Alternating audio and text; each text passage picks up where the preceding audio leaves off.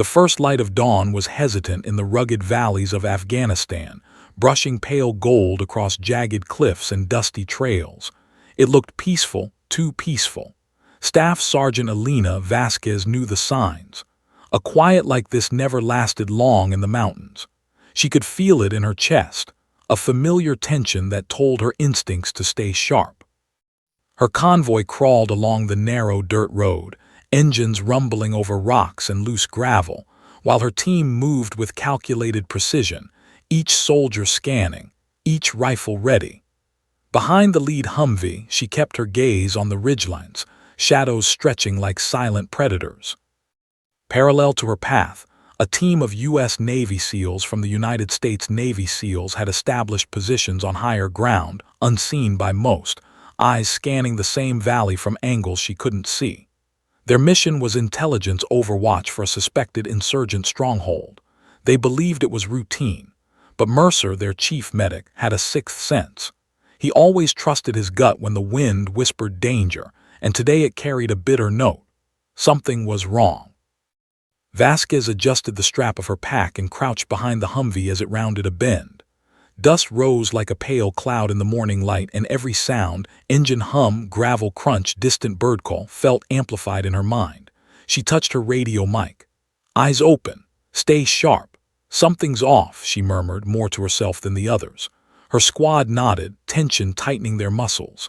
The valley was supposed to be clear, but she had learned over years in Afghanistan that the mountains had memory. They never forgot, they waited. Suddenly, a subtle vibration ran through the earth, a faint whine almost inaudible over the Humvee engines. She froze, hand instinctively going to the rifle's grip. The private beside her looked at her uncertainly. "What is it, Sergeant?" he asked. She didn't answer. She couldn't. The sound had already vanished, leaving an eerie silence heavier than before.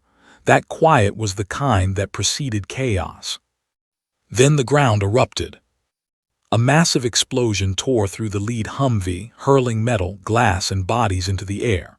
The roar of fire and shrapnel filled the valley. Dust and smoke swirled, turning dawn into a blur of gray and orange. Vasquez's ears rang, heart thundering as adrenaline sharpened every sense.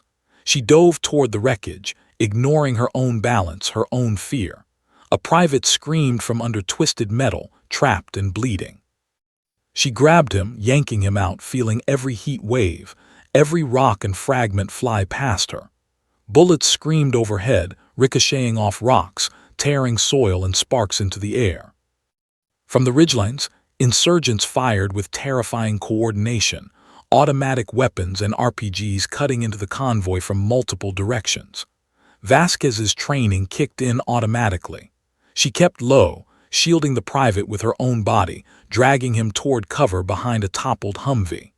The world had narrowed to the metal beneath her hands, the smoke in her throat, and the one soldier she had to save. Then came the first round that struck her. Pain flared across her shoulder, burning through nerves, but she didn't stop. Another bullet tore through her side, and still she kept moving. Her body screamed for relief, for pause, for anything other than this chaos, but her mind refused. The private's life outweighed her own agony. Her own blood darkened the dust, streaking her uniform, her hands trembling with the effort of dragging him. She counted shots internally as if that could make sense of the impossibility. 1, 2, 3, 11. 11 rounds had struck her, piercing armor and flesh, and yet she moved. And then her body finally went limp beside the soldier she had saved. The valley seemed to shift in response, echoing with the aftermath. Smoke hung heavy over the carnage. Fires burned in the wrecked vehicles, sending acrid tendrils into the morning sky. Screams of pain and metal grinding faded, leaving only the wind whispering through jagged rocks and dead trees. Overhead, drones swept the area, scanning for survivors. Heat signatures flickered and disappeared. The reports came back to command, all personnel accounted for. No movement, no life. Everyone declared dead. But the mountains never lied completely. Vasquez, even lying still, was still alive somewhere beneath the twisted metal, under blood and dust. She breathed shallowly, too faint to detect from afar, a fragile rhythm that refused to surrender to the chaos around her. Somewhere above, Mercer and the SEALs moved toward observation points, unaware of the life hiding in plain sight, unaware that the valley had swallowed not only sound but survival itself. Time stretched. The sun rose higher, illuminating the carnage but failing to reveal the secret beneath. Dust and blood had mixed into a canvas of horror. Soldiers who had moments before been alive were now frozen in impossible positions, metal fused to flesh, earth scarred by fire. Vasquez's pulse, barely perceptible, carried the defiance of a soldier unwilling to yield. It would take more than explosions, bullets, and silence to claim her. The first part of this story closes with a valley still smoldering, a field marked for casualties, and one heartbeat that refused to end. Somewhere beneath broken steel, beneath 11 rounds, Elena Vasquez waited. And in that waiting lay the promise that what seemed impossible might still be possible. The first explosion had torn the lead Humvee into a twisted mess of metal and fire, but it was only the beginning. Bullets whipped through the valley from hidden bunkers, ricocheting off rocks and vehicles. Smoke curled in thick, acrid waves, and the morning sun was swallowed by dust. Staff Sergeant Elena Vasquez's ears rang with explosions, the screams of wounded soldiers, and the scream of her own blood pumping furiously in her head. Her eyes, wide with adrenaline, scanned for threats, but her world had narrowed to the private she had just dragged from beneath the overturned vehicle. The private's face was pale and streaked with blood. He could barely move. Vasquez gritted her teeth and threw herself into action. She grabbed his arms, yanking him toward cover, shielding him with her own body as more bullets shredded the air around them. Sparks flew from rocks, ricocheting dangerously close. Her mind raced. She had seconds, maybe less, to get them out before another round hit. Every training she'd ever received surged into instinct, overriding pain and fatigue. Survival was now a mechanical process of motion, positioning, and courage. She barely registered the first bullet that tore into her shoulder. Pain flared, white-hot, but she ignored it. Her mind refused to let her feel it fully. There was no time. Another round shredded her side. She felt the wind of it, a sting of fire that made her grunt through gritted teeth. Yet she kept moving, dragging the private inch by inch over scorched earth and twisted metal. She muttered instructions under her breath, calm but urgent, telling him to hold on, to keep breathing, even as smoke burned her lungs and dust coated every inch of her uniform. The valley around them was chaos incarnate. Vehicles were overturned, flames licking the sky. The Humvee's radios crackled intermittently with static-filled commands, cries for help, and orders to return fire. The insurgents had coordinated their attack perfectly, firing from elevated positions, using natural cover, and channeling the Americans into kill zones. Each shot she dodged, each second she survived, felt miraculous. Each movement was a battle against pain, against the sheer weight of exhaustion, against death's persistent insistence. Vasquez's training told her to check her own status, to retreat if necessary, but her mind blocked the thought entirely. Every step, every pull of the private's body toward cover was fueled by something deeper than instinct, a refusal to let him die. A sense of duty had turned into a singular focus: survive, save him, endure. She counted internally, each round a toll against her body. 1, 2, 5, 9. Her vision blurred as the 11th round tore into her armor, her body finally succumbing to the cumulative injuries. Pain cascaded down her limbs, her muscles screamed for release, and yet she had done her job. The private was now under a crumpled Humvee that offered partial cover. Then everything went quiet. The valley, alive with the roar of combat a moment ago, seemed to hold its breath. Smoke swirled like ghosts and the sun shone weakly through the haze. Vasquez lay still, blood soaking her uniform, breathing shallow and irregular. Somewhere deep inside, a pulse persisted, weak, faint, almost imperceptible. She had taken 11 rounds. No one should still be alive.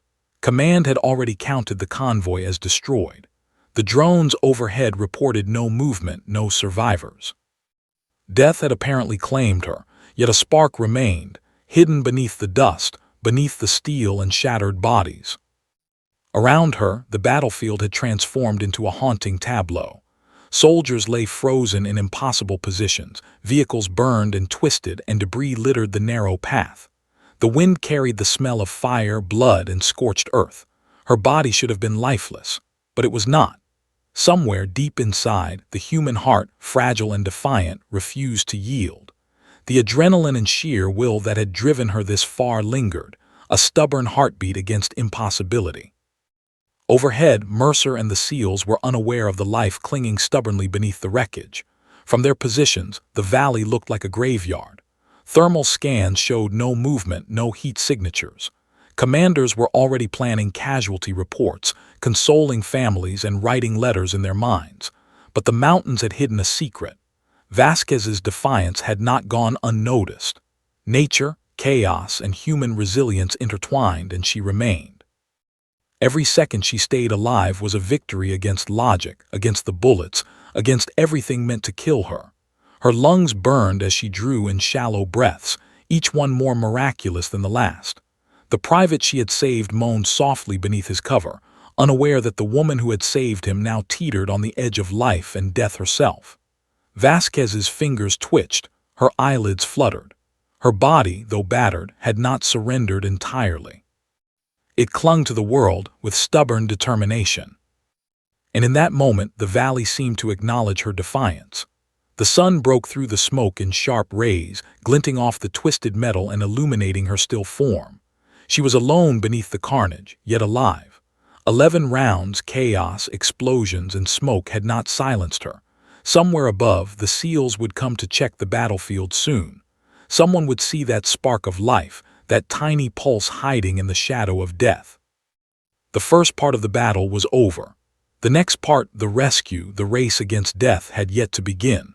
But Vasquez's survival had already proven one thing: the human will can defy everything, even when all odds scream otherwise. And the mountains, silent witnesses to the carnage, held their breath, watching as a soldier refused to give up on life. 2 days had passed since the valley erupted in fire and gunfire. A sandstorm had swept across the rugged mountains of Afghanistan, delaying all recovery and search operations. By the time the skis cleared, a grim recovery detail assembled to locate the fallen.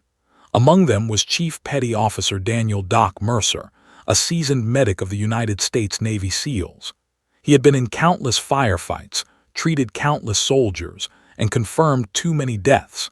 His hands had held the cold, lifeless bodies of men and women who didn't make it. Yet something in the valley today made him uneasy. Mercer moved slowly, surveying the aftermath. Twisted metal, scorched earth, and smoke-stained rocks created a battlefield frozen in chaos. The drone above provided no life signatures. Thermal scans showed nothing. Command had already counted the convoy as destroyed. Everyone expected to confirm what they already believed. No one had survived the ambush, but Mercer knew better than to trust the first impressions. Experience had taught him that life could hide in impossible places.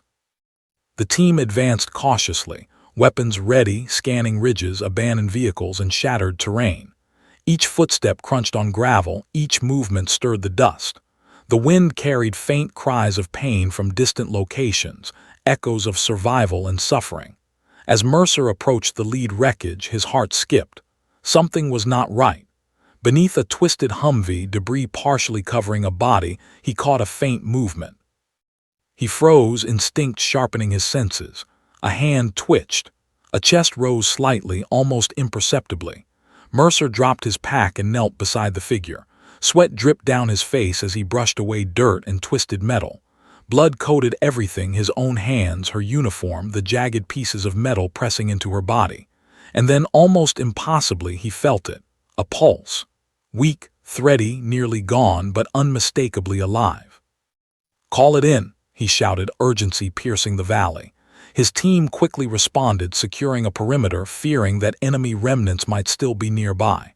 Mercer pressed his fingers against her neck, checking circulation, whispering reassurances she couldn't yet hear. "You're not done. Not today," he murmured. Her eyes fluttered, barely opening, filled with pain and confusion. He recognized her immediately. Staff Sergeant Elena Vasquez, the soldier who had fought through 11 rounds in a firefight that had claimed so many lives. She had survived, against all odds. Mercer's training kicked into overdrive.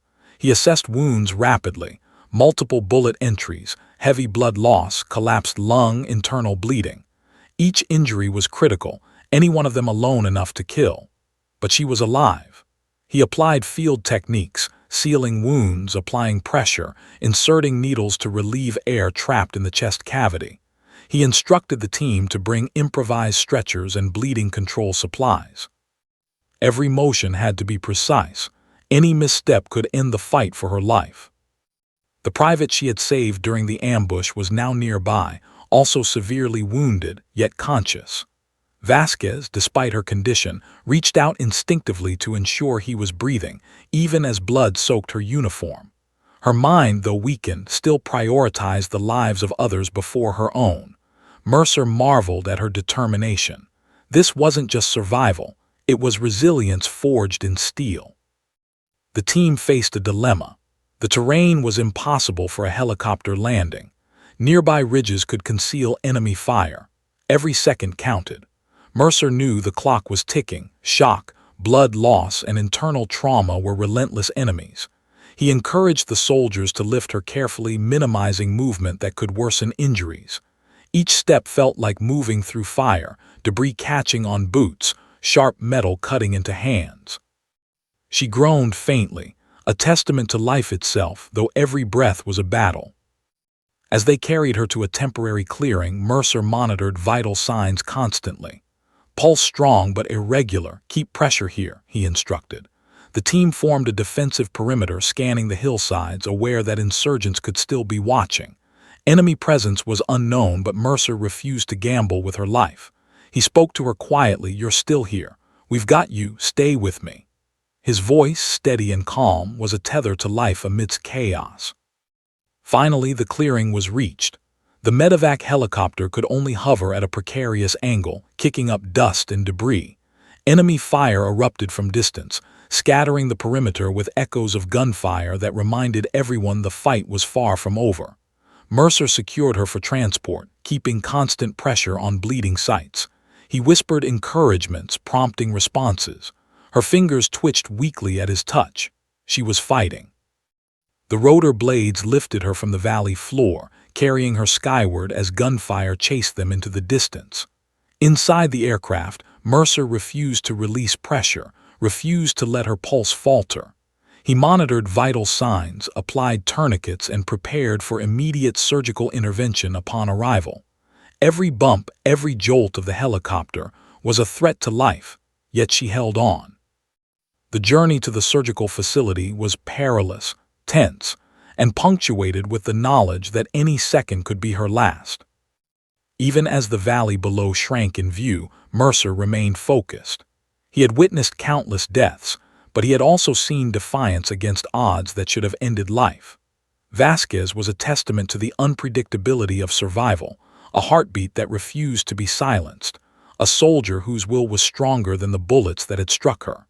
He realized that the true battle was not in the valley, but in the fragile, resilient life still beating beneath 11 gunshot wounds. By the time the helicopter crossed the mountains toward the military hospital, the storm of dust, gunfire, and chaos felt distant. But inside the aircraft, the fight raged. Mercer whispered almost to himself, "You've already beaten the impossible once. Don't stop now." Vasquez, barely conscious, responded with a faint squeeze of his hand as though acknowledging the struggle, the survival, and the will to live. The valley below remained silent, unaware that its fury had not claimed her. And so, the recovery mission had begun, a race against time, against trauma, against death itself. But in the heart of that helicopter, a soldier who should have been gone clung to life, and the SEAL medic who would not abandon her, prepared to defy every expectation to see her survive. The helicopter's rotor blades tore the dawn sky into chaos, whipping up dust and debris as it hovered precariously above the jagged valley floor. Below, the remnants of the convoy glinted in fire-scorched metal. The distant echoes of gunfire reminded everyone on board that the ambush had not entirely ended. Inside, the atmosphere was tense, claustrophobic, and charged with the urgent pulse of life and death. At the center of it all, lying on a stretcher, was Staff Sergeant Elena Vasquez, battered, bloodied, but still breathing. Chief Petty Officer Daniel Mercer hovered over her, every muscle taut, every sense focused. Her pulse was faint, irregular, a fragile whisper against the deafening roar of the helicopter blades. Mercer's hands moved with practiced precision. He pressed gauze into bullet wounds, adjusted tourniquets, and inserted a needle to relieve pressure in her collapsed lung. Sweat soaked his brow as he monitored her oxygen levels, checked for signs of internal bleeding, and whispered instructions to the soldiers who had joined him in the aircraft. "Keep her steady. Watch for shock," he barked, voice calm yet urgent. One slip, one jolt, and death could claim her. The valley behind them seemed to shrink as the helicopter lifted higher, but the danger was far from over. Enemy forces could still be lurking, hidden along ridges, waiting to finish what they started. Mercer kept talking to Vasquez, even as her eyes fluttered weakly. "You're still here. Hold on. We've got you," he murmured. His words were not idle reassurance. They were lifelines tethering her to consciousness, a fragile thread of humanity in the midst of chaos. Her body had taken 11 rounds, yet the human heart had refused to quit. Mercer marveled at the stubbornness of life. Every slight twitch of her fingers, every shallow breath, was a victory against impossible odds. He could feel the rhythm of her heartbeat beneath his hands, a tempo wavering dangerously close to silence. "Stay with me, Sergeant," he said. "You're not done yet." She responded with a weak squeeze of his gloved hand, her way of saying she hadn't surrendered, not yet. The soldiers in the helicopter worked around Mercer, securing her for transport, scanning the terrain below for threats and relaying updates to command. Every second stretched taut as wires, every heartbeat a gamble. Mercer's mind raced, anticipating complications: massive blood loss, infection, organ failure. He adjusted her oxygen mask, kept the IV flowing, and performed rapid assessments that could mean the difference between life and death. It was a high-stakes ballet of precision, urgency, and hope. Suddenly, the private she had saved during the ambush moaned from his own stretcher nearby. Vasquez's eyes flickered toward him, instinct still alive despite her battered state. Even now, in her weakest moments, she worried for others. Mercer noticed and made a mental note to stabilize both patients first, then ensure the private's injuries were treated thoroughly. Survival had a cost, and he would make sure she paid it with courage, not with unnecessary loss of life. Then it happened. Her heart stopped. A cold panic threatened to grip Mercer's mind, but he forced himself to focus. Training, experience, instinct all converged in a single imperative: restart that heartbeat. He applied the defibrillator once. No response. Twice. Still nothing. A bead of sweat traced down his temple. "Not today," he muttered under his breath. On the third shock, her chest convulsed violently, then relaxed. The pulse returned, weak but stubborn, like life itself refusing to quit. Mercer exhaled, relief tempered by urgency. She was not safe yet. The helicopter dipped slightly as the pilot adjusted course to avoid rising terrain. Mercer held her steady against every jolt. "You hear me? You fight. You're stronger than this." His voice carried authority, encouragement, and the weight of someone who had already witnessed too many deaths. Vasquez's lips twitched as if forming words, but only a rasp emerged. It was enough. Enough to prove she was still tethered to life. Mercer worked without pause, changing dressings, monitoring vitals, and preparing for the inevitable handoff to surgeons waiting at the forward operating base. The soldiers around him provided cover, their eyes darting to the mountains for any sign of movement. The helicopter's rotor wash tore at the landscape below, kicking up rocks and debris, but inside, time slowed. Every second was measured in heartbeats, every action critical. As the minutes stretched into what felt like hours, the valley below receded. Mercer allowed himself a small glance at the devastated terrain, twisted Humvees, smoldering fires, and soldiers frozen in the aftermath. But there was no time for reflection. All that mattered was the life beneath his hands, the pulse beneath the bloodied uniform, the defiance of a human heart that refused to end. Finally, the helicopter broke through a low cloud layer, and in the distance, the medical facility came into view. Surgeons would be ready, waiting for a patient whose survival was already a miracle, but Mercer stayed vigilant. Every movement, every jolt of the helicopter was a potential threat. He kept her airway clear, maintained oxygen, and whispered constant encouragement.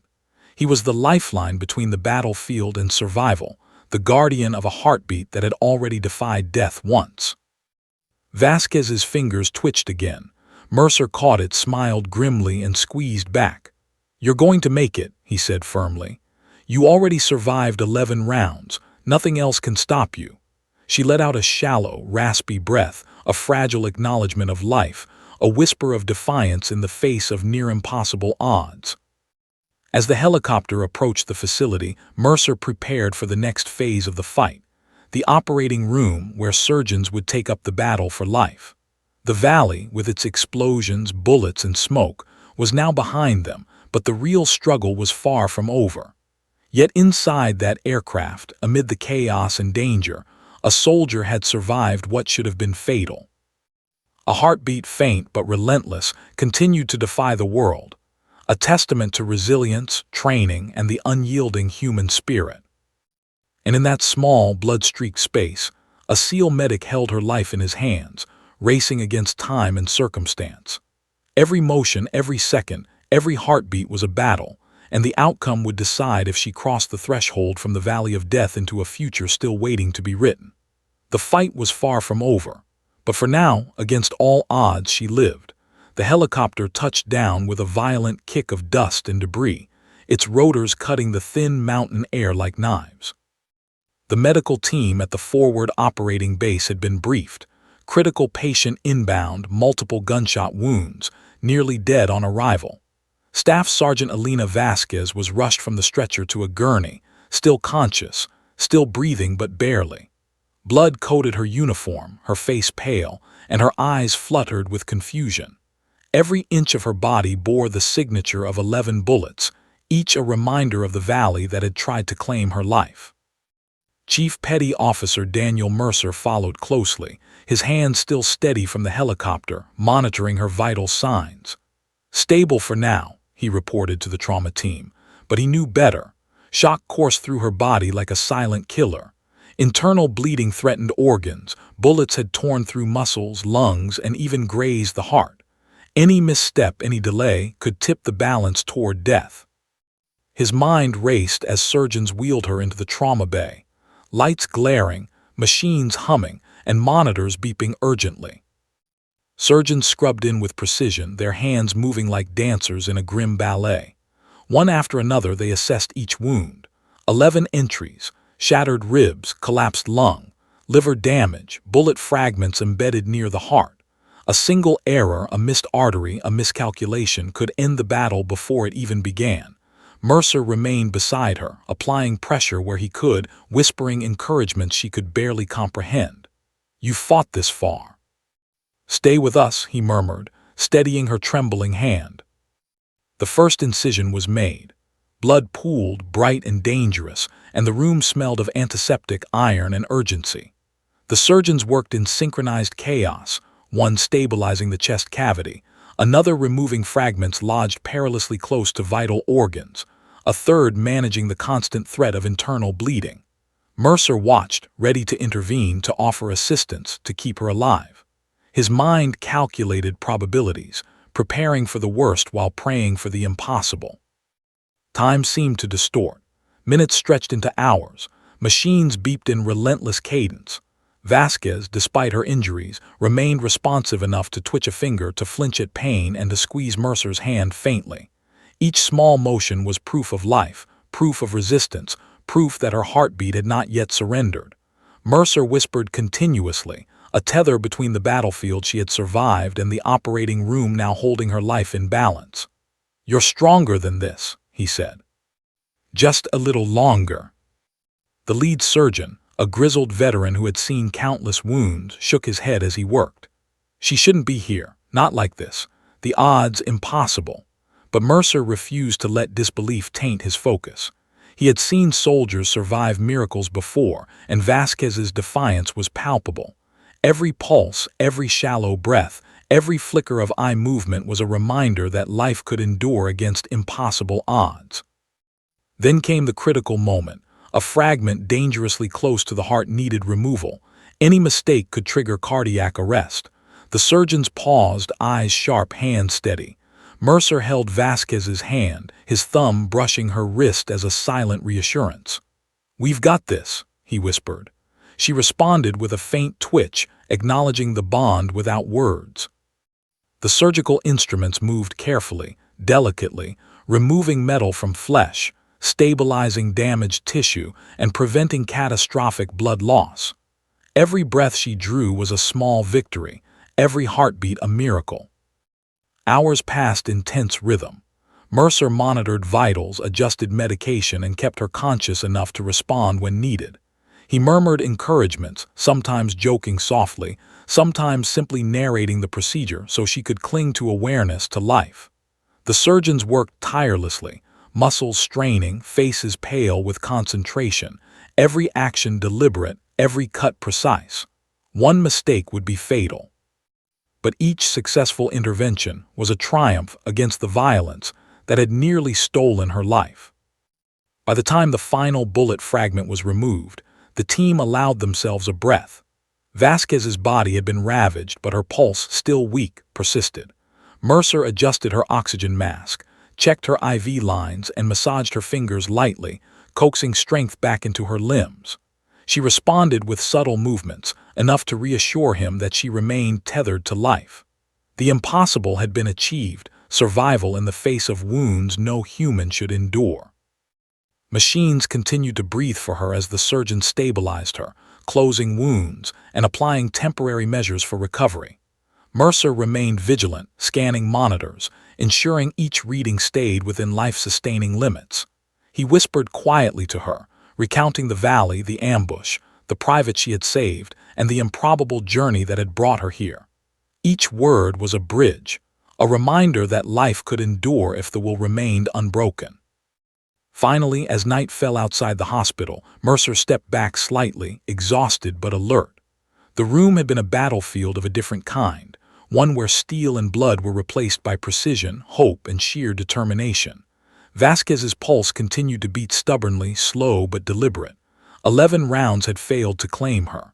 The valley, the bullets, the chaos, all had been defied by resilience, by training, and by human will. Mercer allowed himself a faint exhale. She had survived the impossible.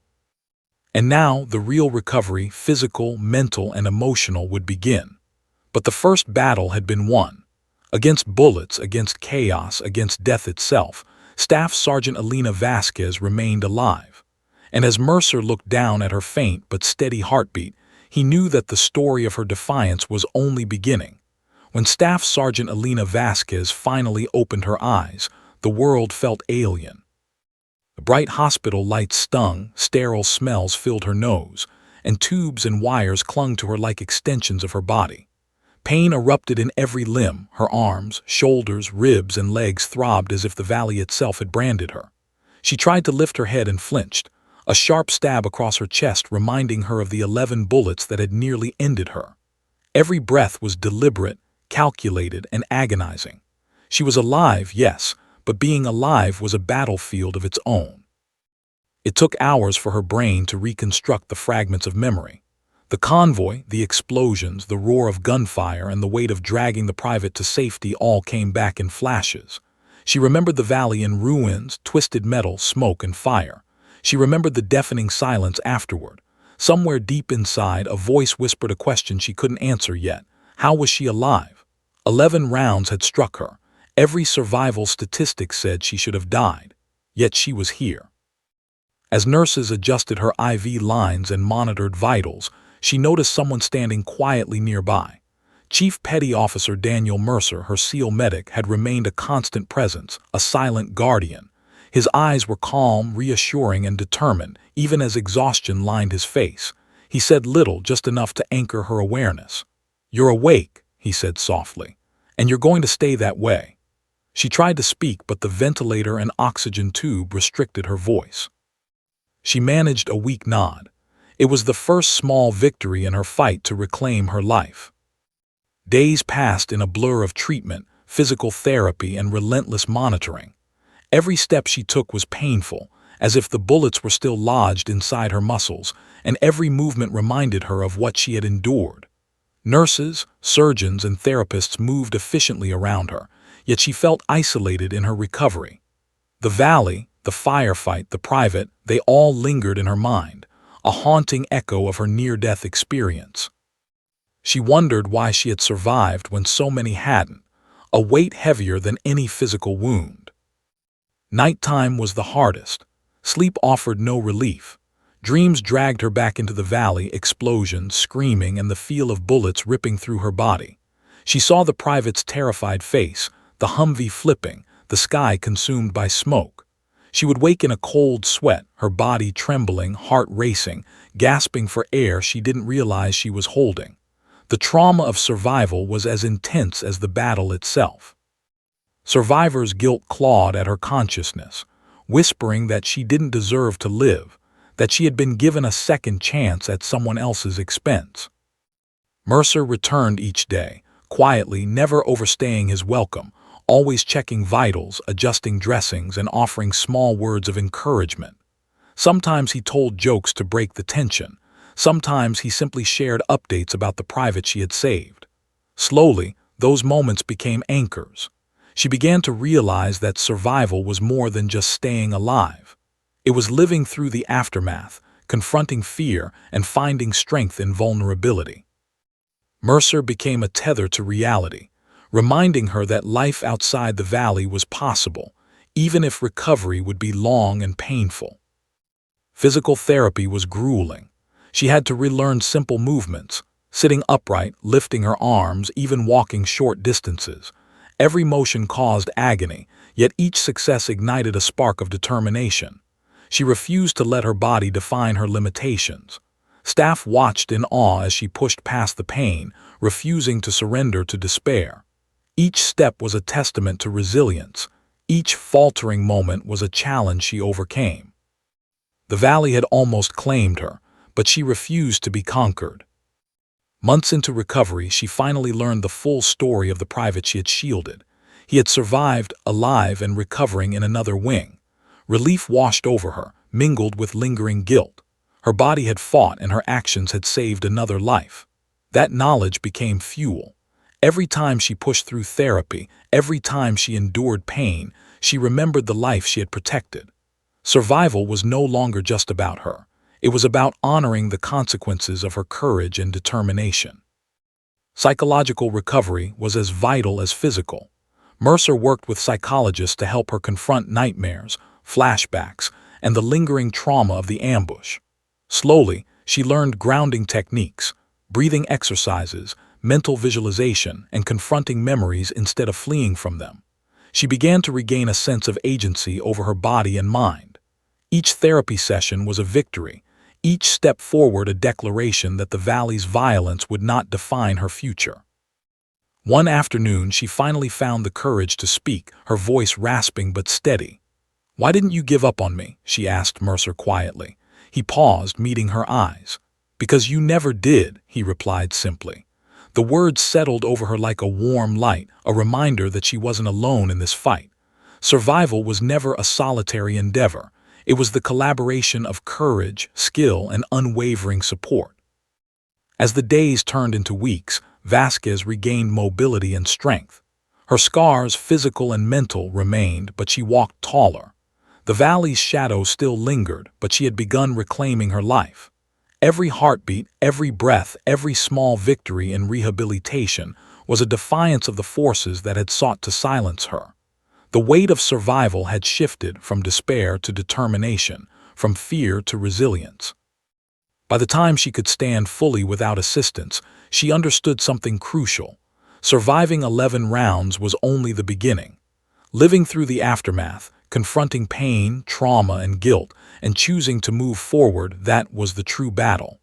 And she had won it, step by step, heartbeat by heartbeat, under the quiet guidance of a medic who refused to let her surrender. The valley could try to claim her again, in nightmares or memory, but Vasquez had discovered the hardest truth of all. Surviving is never passive. It requires courage, perseverance, and the refusal to be silenced. A truth she had already proven in the most extreme way possible. Weeks had passed since Staff Sergeant Elena Vasquez's return from the forward operating base. Her body was slowly regaining strength, but her mind was still a battlefield of memories. The valley, the fire, the screams, the weight of 11 rounds that should have ended her. Now a new challenge awaited, the debriefing. Intelligence officers, commanding officers, and medics gathered in a sterile room in Fort Bragg. Charts, maps, and photos of the ambush were spread across tables, and the room hummed with the quiet tension of people trying to piece together the impossible. Vasquez entered, still weak but standing tall, her uniform pressed and immaculate despite the months of recovery. Mercer followed behind, silently supporting her presence with a calm, steady gaze. The room went quiet as officers reviewed the battlefield images, destroyed vehicles, scorched earth, smoke rising in thick columns. "We've reviewed drone footage, survivor reports, and thermal scans," an intelligence officer began. "Everything indicated no survivors." The enemy believed this engagement was total victory. Her stomach tightened. She remembered the ambush, the explosions, the bullets tearing through her body. She had survived where none should have. The officers paused, exchanging glances. "It appears someone defied expectations," the officer continued. "A soldier, female, Staff Sergeant Elena Vasquez, was reported MIA after multiple gunshot wounds, yet she survived." Murmurs spread through the room. Some nodded, recognizing the rarity of the situation. One officer leaned over the table, pointing at thermal scans. "They didn't check bodies. They assumed fatality. Intelligence suggests the insurgents were certain she had died. 11 rounds and no life signs. They were wrong." Vasquez's pulse quickened at the words. Her heart pounded not from fear, but from the weight of her own survival. 11 rounds. Silence. And yet here she was, alive, a living contradiction to what the enemy and even her own command had assumed. Mercer placed a hand lightly on her shoulder, grounding her. His presence reminded her that she had endured more than physical trauma. She had endured being written off by the world, and she had emerged defiant. The room's attention shifted to debriefing the actions taken during the ambush. Reports detailed the private she had saved, her decisive actions, the sequence of bullets, and the timeline of events. Every detail highlighted her extraordinary courage under fire. She prioritized another life over her own, despite catastrophic injuries, the officer explained. That decision likely saved a life. It is the epitome of valor. Recognition began to sink in. She had survived, yes, but she had also acted decisively to save another soldier. The mental weight of survivor's guilt rose sharply, but Mercer's steady presence provided silent reassurance. He whispered, "You did what anyone would hope to do, but few can." She squeezed his hand in acknowledgement, letting herself absorb the rare words of affirmation. As the debrief continued, they revealed enemy communications intercepted after the engagement. The insurgents had watched her fall and assumed death. They never approached the bodies, never verified the kill. They had celebrated prematurely, convinced of their victory over American forces. The revelation was chilling. 11 rounds, complete silence, assumed death. And yet Vasquez had survived. The enemy's arrogance had underestimated the resilience of a soldier who refused to be conquered. The officers recommended her for the Silver Star, one of the highest decorations for valor in the U.S. military. The words reverberated in her mind. Recognition for survival and action that defied probability. But Vasquez resisted the spotlight, insisting that others deserved it too, that her story was inseparable from the team who fought alongside her, from Mercer who never left her side, and from the private whose life she had saved. "This isn't just my story," she said quietly. "It's all of ours." Mercer, watching from nearby, nodded. The bond they shared had only deepened through trauma and recovery. The debrief wasn't merely a review of events. It was a reaffirmation of resilience, teamwork, and courage in the face of death. Soldiers who had been present, or who had studied the images and timelines, began to share quiet respect. The story of her survival spread across bases, whispered in hushed awe. the one who outlasted silence, the soldier who refused to be claimed by the valley. After the official debrief concluded, Mercer gathered her and walked her through a quieter corridor. "You faced bullets, chaos, and impossible odds," he said softly. "Now you face something different: recognition and the world's expectations. Remember, survival doesn't end with medals. It continues in every choice you make." She nodded, absorbing his words, feeling the weight of both expectation and possibility. In private moments later, she allowed herself a breath she hadn't realized she was holding. The valley had tried to silence her. 11 rounds had sought to end her story. And yet here she was, alive, recognized, and defiant. The debrief had revealed truths that went beyond reports and intelligence.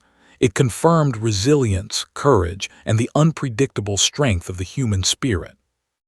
Vasquez understood something essential. Surviving the ambush was only the first battle. Facing the aftermath, survivors' guilt, trauma, recognition, and the weight of expectations was a new battlefield. But she was ready. She had fought bullets, smoke, and fire. She could endure the quiet battles that followed. And with Mercer by her side, she knew she had a steady anchor in a world that sometimes assumed the worst, even in those who defied the impossible. By the end of the day, she allowed herself a rare moment of reflection. The enemy had underestimated her. Command had almost written her off. 11 rounds had not silenced her heartbeat. The valley that had sought to claim her life remained behind her, but the lessons of defiance, courage, and survival were etched forever in her body and mind.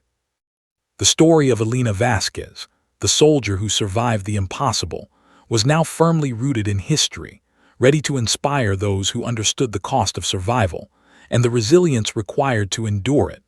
Months had passed since Staff Sergeant Elena Vasquez had survived the ambush that had claimed so many others. Her body had healed remarkably, though scars traced her shoulders, arms, and torso, permanent reminders of 11 rounds that should have ended her life. Physically, she was stronger than she had imagined possible. Mentally, she had weathered nightmares, survivor's guilt, and the lingering trauma of the valley that had tried to claim her. Yet every heartbeat, every breath was a declaration. 11 bullets were not enough to take her. The morning of the medal ceremony arrived in Washington, D.C. The air was crisp, and the White House lawn was a sea of uniforms, flags, and anticipation. Officers, medics, family members, and fellow soldiers gathered to witness recognition of extraordinary courage. Vasquez stood at attention, her uniform impeccable, ribbons gleaming, and eyes alert. Mercer, now a constant companion through recovery and ceremony, stood beside her, his expression quiet but proud. This day wasn't about theatrics. It was about honoring the defiance of death and the courage to continue fighting when all odds were against you. When the medal was placed around her neck, the Silver Star for Gallantry in action, the audience erupted in applause. Cameras flashed, officials nodded, and murmurs of awe swept through the crowd. 11 rounds had struck her, yet she had survived. 11 chances at death had failed to claim her life. And today, the world recognized it. Yet Vasquez felt a surge of humility amid the recognition. She remembered the private she had saved, the soldiers who hadn't survived, and Mercer, who had never left her side. Their contributions were intertwined with her own survival. This medal, she knew, was as much theirs as it was hers. After the formalities, she walked through the crowd, shaking hands and exchanging nods with fellow service members. Faces she recognized from her unit smiled with relief and admiration. Some had been haunted by her presumed death, replaying the ambush in their minds. Now, seeing her alive and standing, they breathed easier. Vasquez's survival had become a symbol, proof that even in the most impossible circumstances, human will could prevail. Later, in a quiet moment backstage, Mercer handed her a folder containing battlefield reports, medical summaries, and eyewitness statements. "Read this," he said softly. "It's the full story. How you moved, what you did, and how you survived. 11 rounds and you're still here." She opened it carefully, scanning through the details. Each report highlighted her courage, the precise actions that saved the private, and the medical improbabilities she had overcome. Her pulse quickened, not from fear, but from the reality of what she had endured and the sheer magnitude of surviving against every possible outcome.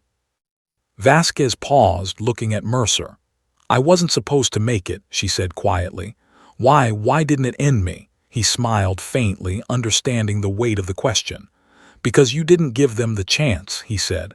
11 rounds weren't enough, not for you, not for the soldier who refused to surrender." That evening, as she returned to her quarters, she reflected on her journey. She thought of the valley, the explosions, the smoke, and the chaos of battle. She thought of the private she had saved, alive because of her defiance. She thought of Mercer, who had held her life in his hands, refused to relinquish control to death, and guided her through the impossible recovery.